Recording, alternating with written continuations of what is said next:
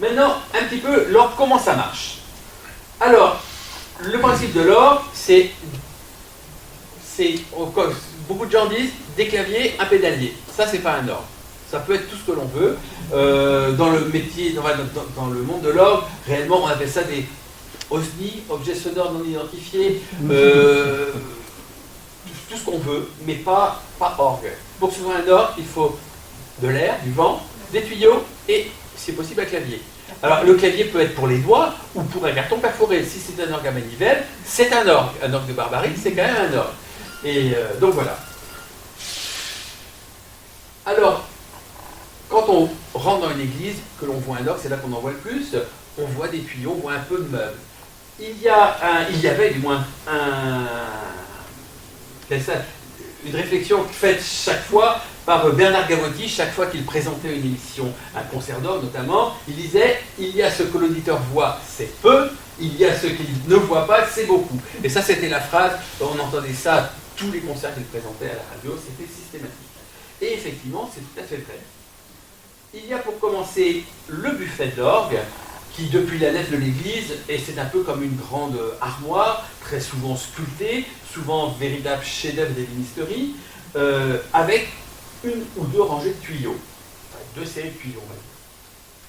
C'est la longueur du plus grand tuyau de la façade qui détermine l'orgue. On va dire que l'orgue est à 16 pieds, à 32 pieds, à 4 pieds, suivant la taille du plus grand tuyau.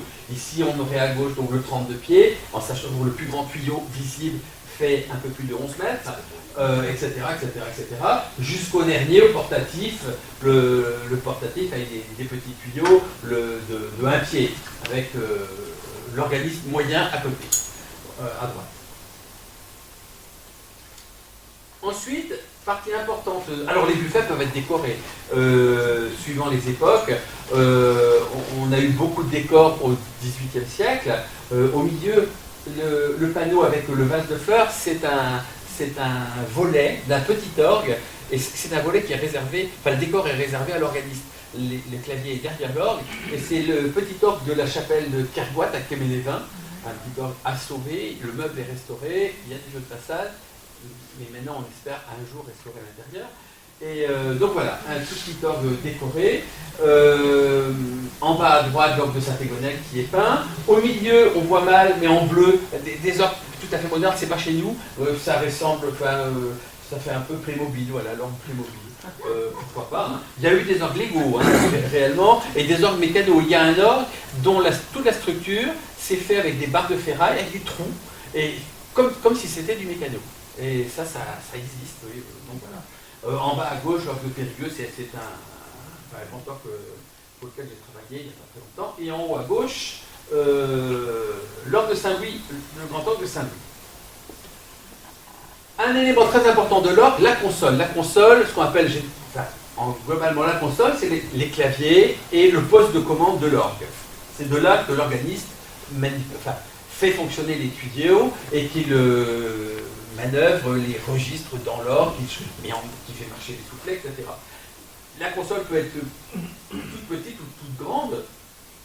En haut à gauche, un seul clavier avec un mini pupitre. C'est l'orgue de Goulevin. Mini pupitre parce que il y a eu une époque, ces petits orgues, c'était des orgues qui n'étaient pas vraiment faits pour jouer de la musique écrite. C'était des orgues qui servaient à accompagner le chant et à improviser sur ce que pouvait être, improviser sur des thèmes locaux. Et on voit pas très bien, mais au milieu du pupitre, il y a un rond un peu plus clair. Et ça, c'est simplement un petit trou qui permet à l'organiste qui est derrière l'orgue de voir à travers l'orgue, de voir l'autel et donc le curé. Voilà, c'était... donc, ça veut dire effectivement, sans doute pas de partition pour jouer, d'autant plus qu'à cette époque-là, très souvent, comme à Goulevin, on a des signatures de l'organiste qui signe comme quoi il a bien été payé. Sa signature, c'est une croix. S'il signe par une croix, c'est qu'il ne sait quand même pas trop écrire. S'il ne sait pas écrire, je pense qu'il ne sait pas lire la musique non plus. Donc, effectivement, voilà. Après, à droite, c'est une console que j'ai construite à Saint-Louis-de-Provence. C'est donc une console un peu importante, à 3 claviers. Et en bas à gauche, une console tout à fait ridicule, c'est américain, une console avec 7 claviers, avec les claviers presque, enfin, les derniers sont verticaux parce qu'on ne pourrait pas les jouer. Déjà quand il y a 4 claviers, 5 claviers, ça devient dur. À Saint-Sulpice à Paris, en 1850, quand ils ont fait les 5 claviers, ils ont installé une ceinture de sécurité pour que l'organisme ne tombe pas sur les claviers quand il joue le dernier clavier. Parce que réellement, on est en équilibre. On joue comme ça. Et puis, donc voilà, ceinture de sécurité à Saint-Sulpice. Au 19e siècle, on invente aussi, on a une idée assez différente de l'orgue. L'orgue devient, en même temps que l'orchestre symphonique, que l'orchestre devient symphonique, l'orgue devient aussi symphonique. Et enfin théâtral. Et pour faciliter le jeu, les claviers sont retournés dans un meuble séparé pour que l'organiste puisse voir ce qui se passe dans l'église et qu'il ne soit plus tourné vers l'orgue comme c'était avant. Ensuite, la tuyauterie. Les tuyaux, à l'étage supérieur de l'orgue, il y a des tuyaux. J'ai dit tout à l'heure qu'on en voyait peu. Les tuyaux visibles s'appellent des tuyaux de montre, parce qu'on les montre, on les voit, on les regarde. Et donc, ils sont très peu, bien souvent une trentaine, une cinquantaine au maximum, alors qu'il peut y en avoir quelques milliers dans un orgue. Voilà, ça c'est une véritable forêt. Bon là c'est quand même un grand orgue, on voit le facteur d'orgue au milieu, avec des tuyaux relativement grands, mais en sachant qu'il y en a des tout petits qui ne mesurent pas plus de 2 cm de long. Donc il y a vraiment... donc on ne donne qu'une note à la fois. Donc il faut un tuyau par note, donc beaucoup de tuyaux. Et donc il fonctionne sur le principe du sifflet, mais suivant le diamètre, le rapport entre le diamètre et la longueur, la forme, un petit peu conique, un petit peu bouché, complètement bouché, ils ont des sonorités différentes, des timbres différents, tout en donnant des notes qui peuvent être identiques. Plus le tuyau est long, plus le son est grave, bien évidemment, plus il est petit, plus il est aigu. Alors les très très grands, on les entend très peu. Les plus gros tuyaux, même ici à Brest, si on joue les premières notes du 16 pieds, on se dit tiens, il y a un camion qui passe, on entend comme ça, on entend très très peu. Les plus petits, la plupart des gens ne les entendent pas non plus. Alors très souvent, on me dit à quoi ça sert si on ne les entend pas. Eh bien, je compare, alors ça c'est souvent, ça c'est dans les explications dans les écoles, je compare ça à la cuisine. Je demande si on sait faire cuire, si les enfants savent faire cuire des pâtes. Tout le monde dit oui, on met de l'eau, etc. Bon, on met de l'huile, ça c'est un peu plus bizarre, mais... Et tout d'un coup, ils disent, et généralement ce sont les garçons qui disent il faut du sel. Ah. Et effectivement, voilà, il faut du sel. Et après, on peut rajouter du poivre. Ben, les sons très aigus et les sons très graves, c'est pareil. Le sel, le poivre seul en cuisine, ça n'a aucun intérêt, on n'en mange pas seul. Mais des pâtes sans sel, sans poivre, c'est quand même pas terrible. La musique d'orgue, c'est exactement pareil. Sans les extrêmes, les graves et les aigus, et ben, ça manque d'intérêt aussi. Donc, on a besoin de ces sons-là, qui sont très très importants et utilisés aujourd'hui énormément encore dans le cinéma. Tous les bruitages du cinéma, jusque dans les années 80, c'était fait avec des sons d'orgue. Alors aujourd'hui toujours, mais très souvent c'est du son d'orgue qui a été enregistré et numérisé, mais c'est quand même du son d'orgue qui est utilisé parce qu'on ne sait pas fabriquer des sons aussi graves que ce que peut faire l'orgue. Et voilà, donc on utilise encore beaucoup le son de l'orgue. Les plus grands tuyaux, donc je disais tout à l'heure, ça mesure jusqu'à 10 mètres de long. Là c'est la fabrication d'un 32 pieds, c'était pour la cathédrale de Chartres.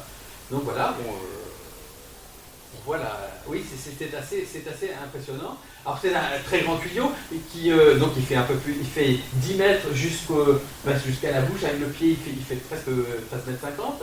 Et c'est un tuyau pourtant qui ne pèse que 80 kg. Parce que le métal est très fin. Le métal fait à peine 1 mm d'épaisseur. Donc c'est pas bien lourd quand même. C'est de l'aluminium ? Non, c'est de l'étain et du plomb. Un mélange de métal et de plomb.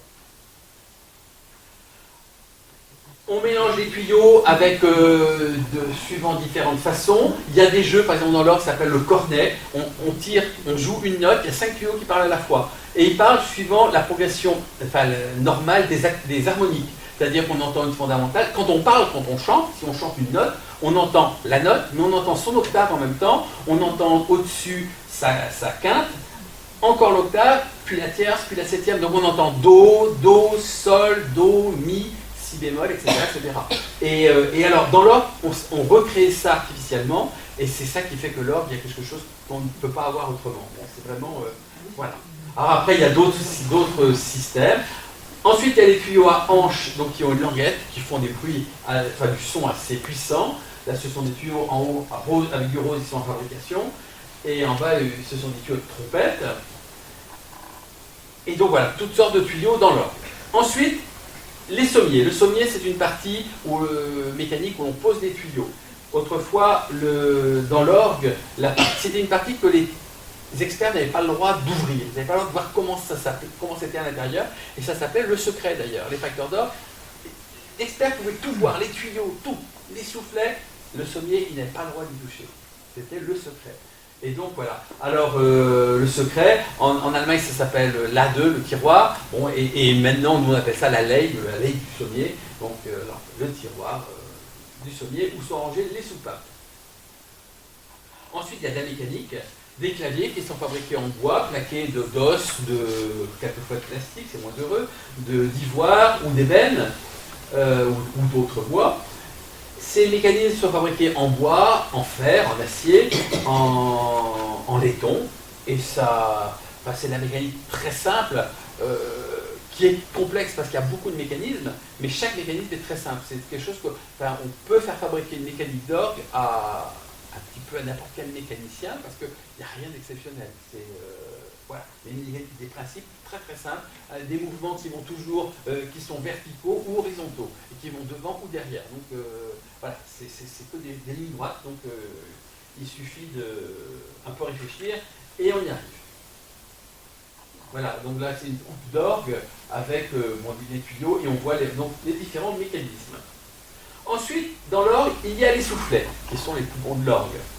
Tout à l'heure, j'ai parlé de l'hydrôle, le soufflet pneumatique, hydraulique du moins, avec son réservoir d'eau, et puis donc un piston qui envoyait l'air et qui prenait une pression tout simplement par le fait que l'eau appuyait sur l'air. Et ensuite, les soufflets pneumatiques, qui ressemblent un petit peu à ce qu'il faut pour attiser le feu, et qui au départ seront simplement des outres de mètre cousues, et qui étaient tenues gonflées par le fait qu'il y avait une sorte de ressort fait en osier à l'intérieur. Et puis on se vautrait sur les soufflets, et puis ça crée de l'air sous pression. Peu à peu, donc, le soufflet du forgeron va s'améliorer comme le soufflet de l'orgue. Là, ce sont les soufflets ce sont les plans des soufflets que j'ai fait pour l'orgue de Boulevin, et donc avec des plis. Enfin, on voit là, il y a 3 plis sortants, ça c'est ce qui est en dessous, et donc ils sont en bois avec des joints faits en peau de mouton. Ça, la technique utilisée depuis 400 ans à peu près. Mais l'air, ça pose toujours des problèmes. Aujourd'hui, il y a des tas de querelles encore. Au 19e siècle, on a inventé le soufflet à lanterne, c'est-à-dire qu'au lieu que le soufflet souffle comme un coin, là, il monte comme un accordéon, soi-disant pour que l'air soit plus stable. Mais aujourd'hui, c'est parfaitement stable, mais c'est moins vivant. L'orgue, il y a moins d'intérêt pour certaines choses. Mais aujourd'hui, quelquefois, on supprime carrément les soufflets.